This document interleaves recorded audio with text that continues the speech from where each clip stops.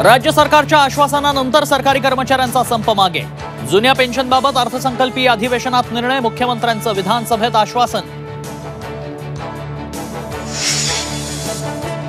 भाजपा आमदार बबनराव लोणीकर आणि राजेश टोपे यांची कथित ऑडिओ क्लिप व्हायरल। क्लिपमध्ये लोणीकरांकडून टोपेंना शिवीगाळ, ऑडिओ क्लिप खोटी असल्याचा लोणीकरांचा दावा। आमदार अपात्रता निकालाची डेडलाईन हुकण्याची शक्यता, 10 दिवसात निकाल तयार करणं अशक्य।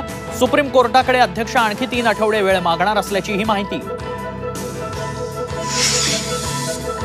महादेव ॲप प्रकरणाची ईडीकडून चौकशी सुरू, विधानसभेतील चर्चेदरम्यान देवेंद्र फडणवीसांचं उत्तर।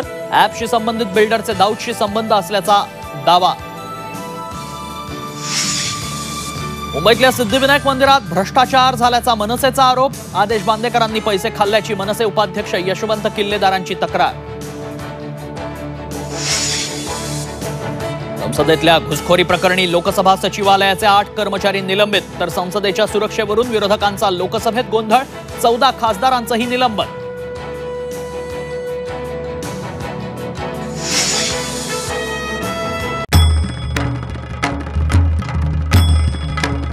भंडाऱ्याची उधळण म्हणजे